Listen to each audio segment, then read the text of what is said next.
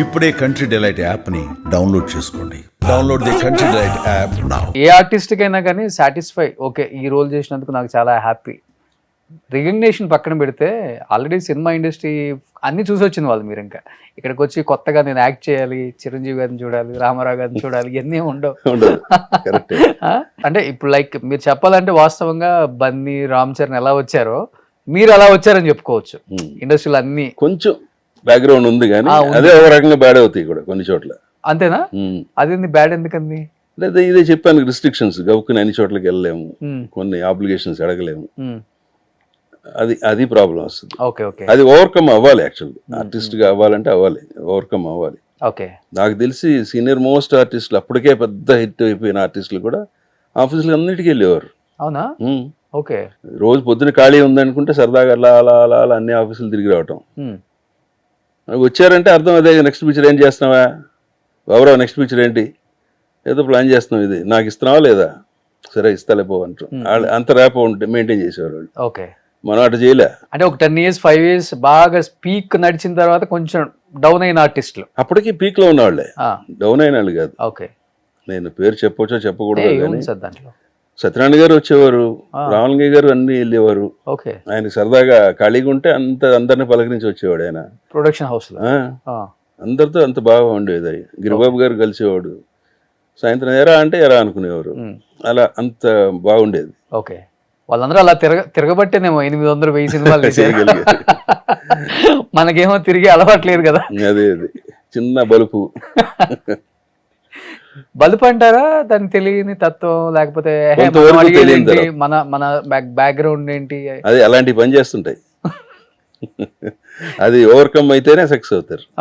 అది ఇప్పుడు మీరు చెప్పిన ఆర్టిస్టులు youngsters they are more superior than what we are. Okay, అన్ని రకాలుగా మెంటల్ గా కానీ మిగతా విషయాలు కానీ, బన్నీ కానీ తర్వాత రామ్ చరణ్ గారు కానీ వాళ్ళు ఎక్స్ట్రాడినరీ పీపుల్. వాళ్ళు మరి నాలాగానే వాళ్ళు కూడా ఇండస్ట్రీ ప్రతి వాళ్ళకి తెలిసిన వాళ్ళే కదా. అవును, వేరియేషన్ ఉంటుంది. కానీ వాళ్ళకి ఎదిగేటప్పుడు ఏమన్నా నేను చిరంజీవి కొడుకుని, అల్లు రామలింగయ్య, అల్లు అరవింద్ కొడుకుని అనే ఫీలింగ్ ఉందేమో. కానీ నేను అప్పుడప్పుడు అబ్జర్వ్ చేస్తుంటాను కదా సార్, ఎక్కడన్నా అంటే వింటుంటాను, లేకపోతే అబ్జర్వ్ చేస్తుంటాం, లేకపోతే వాళ్ళతో యాక్ట్ చేసిన వాళ్ళు చెప్తుంటారు కదా, వాళ్ళకి మైండ్లో 1% కూడా ఉండదు. నేను చిరంజీవి సన్ను, నేను అరవింద్ సన్ను, నేను కృష్ణరాజు తమ్ముడు కొడుకు, ఉండదు. ఇండివిజువల్గా వచ్చాను, ఎదుగుతున్నాను, ఎదగాలి, ఇవే ఉంటాయి వాళ్ళకి. ఎక్కడ కూడా ప్రస్తావన కూడా తీసుకురావాలి ఫస్ట్, అంటే చెప్పిన వాళ్ళు. అవును, దట్ ఈస్ ట్రూ. నేను ఫస్ట్ పిక్చర్ అసిస్టెంట్ డైరెక్టర్ గా చేసింది జగపతి రాజేంద్ర ప్రసాద్ గారిది. ఓకే, లంచ్ అవతారం అని. నాకు అప్పటి నుంచి జగపతి బాబు గారిని చూస్తూనే ఉన్నా. I admire him actually. ఎంత ఇబ్బంది పడ్డాడు ఆయన, సొంత సినిమాలు తీసి లాస్ అయిపోయి ఆర్టిస్ట్గా ఎవడో పట్టించుకోక చాలా ఇబ్బందులు పడ్డాడు మధ్యలోనా జగపతి బాబు గారు. ఎస్, ఓకే, కానీ అద్భుతంగా రికవర్ అయ్యాడు కదా. అవును, అంటే వాళ్ళ నాన్నగారు ఇండస్ట్రీ అంతా ఆయన. నేను అసిస్టెంట్ డైరెక్టర్ పనిచేశాను దగ్గర ఫస్ట్ పిక్చర్, నా ఫస్ట్ పిక్చర్. ఓకే, వాళ్ళ ప్రొడక్షన్. ఓకే, బట్ ఆయన ఏ రోజు కూడా డౌన్ అవ్వలేదు కదా, ఇలా అయిపోయింది ఫైనాన్షియల్ గా, అతలాకుతలం అయిపోయింది, ఇంత పెద్ద అందరం అయినాళ్ళంగా అయితే తట్టుకోలేము. కొంతమంది డిప్రెస్ అయిపోయిన వాళ్ళు ఉన్నారు, మా బ్యాచ్ లో కూడా ఉన్నారు. ఓకే, మాతో పాటు వచ్చిన వాళ్ళు కూడా డిప్రెస్ అయిపోయి జీరో అయిపోయిన వాళ్ళు ఉన్నారు.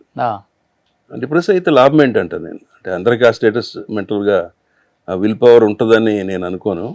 కొంతమంది ఇబ్బంది పడతారు, అందులోంచి మన ఇంతే కదా, సరే చూద్దాం నెక్స్ట్ అనుకుని వెళ్ళేవాడికి మిగులుతాం ఇందులో.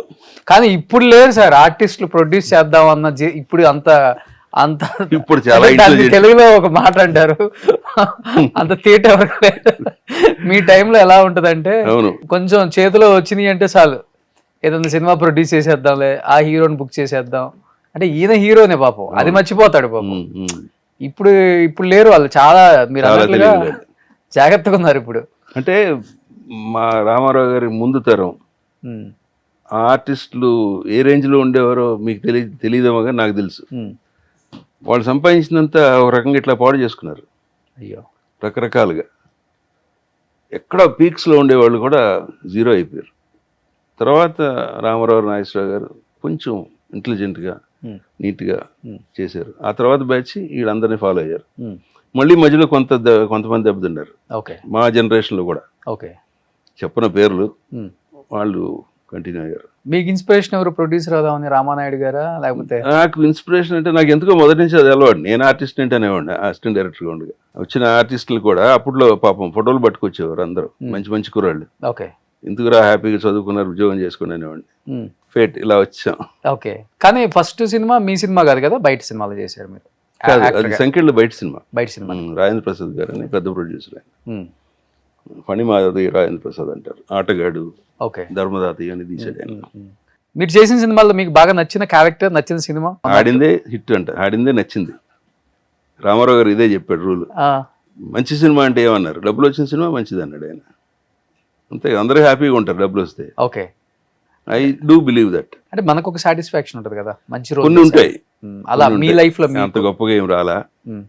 నిన్న మొన్న ఒకళ్ళు అడిగారు, ఒక సీరియల్ గురించి అడిగారు. జనరల్గా నాకు వాయిస్ మంచిదని అందరూ అంటారు. వాళ్ళు ఏమన్నారంటే క్యారెక్టర్ చాలా గొప్పగా ఉంటుందండి, మీరు ఊరికి పెద్ద, అది ఇది తీర్పులు ఇస్తుంటారు, ఓకే. కానీ మీకు మాట రాదన్నారు. ఇదేదో ఛాలెంజింగ్ ఉందిలే, ట్రై చేద్దాం. ఓకే. I said okay.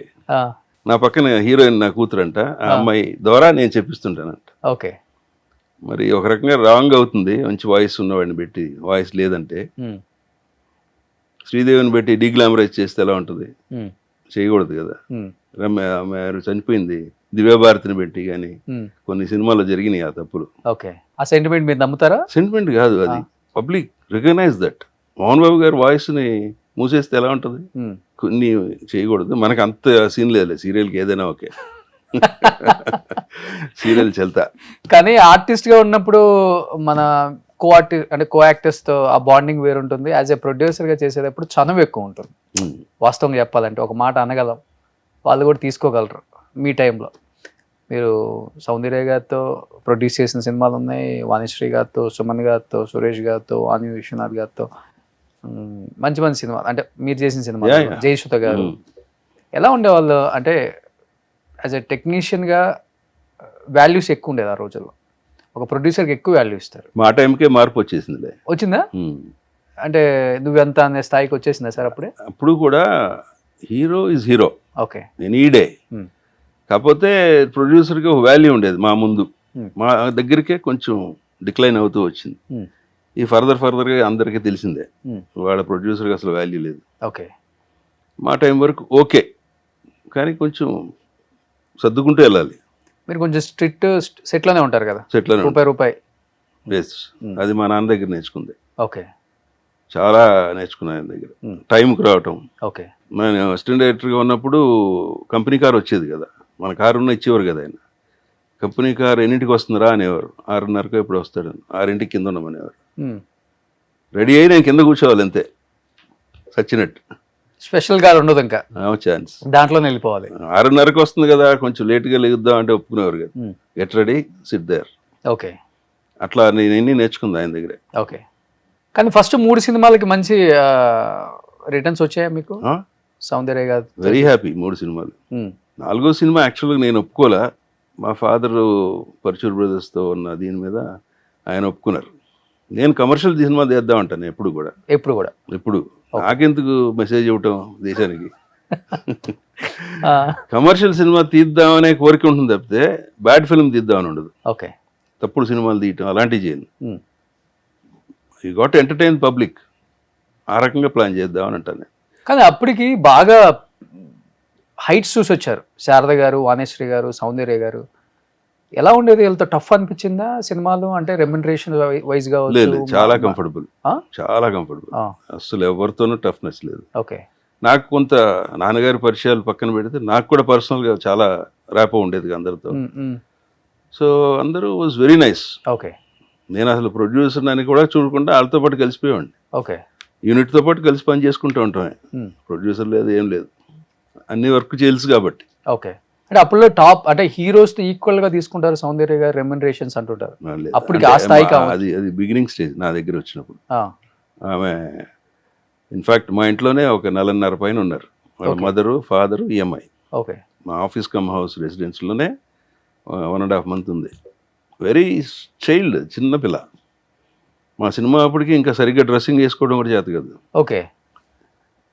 అక్కడి నుంచి పెరిగింది స్లోగా. I think mine is 2nd or 3rd film. First Raithu Bharatam అని ఒక సినిమా, తర్వాత నేనే కమిట్ అయినట్టున్నా. నా తర్వాత అమ్మవారు అమ్మోరు నాకు ముందు కమిట్ అయ్యారు ఓకే. అని ఇనిషియల్ స్టేజ్ అమ్మాయిది. చాలా మంచి పిల్ల, అమ్మోరుతో తిరిగిపోయింది స్టోరీ. ఇంకా ఎక్స్ట్రాడినరీ. ఎక్కడికో రిలీజ్ అయిన 2వ 3వ నాది. కానీ స్టార్ హీరోయిన్ గా ఎదిగిన తర్వాత కూడా సేమ్ తర్వాత నేను కూడా బాగా మెయింటైన్ చేసేవాళ్ళ రిలేషన్స్ అందరితో. తిరుపతి దగ్గరలో షూట్ చేస్తుంటే శ్రీకాంత్ ఈ అమ్మాయి, నేను వెళ్ళాను మళ్ళీ ప్రొడక్షన్ చేయాలని. శ్రీకాంత్ మంచి ఫ్రెండ్, ఇద్దరిని అడిగాను, ఇద్దరు చేస్తామన్నారు. అయితే మన వల్ల కాలేదు అప్పుడు. ఓకే. సుమన్ టీవీలో మీ పర్సనల్ అండ్ బిజినెస్ ప్రమోషన్స్ కోసం కింది నెంబర్కి కాంటాక్ట్ చేయండి.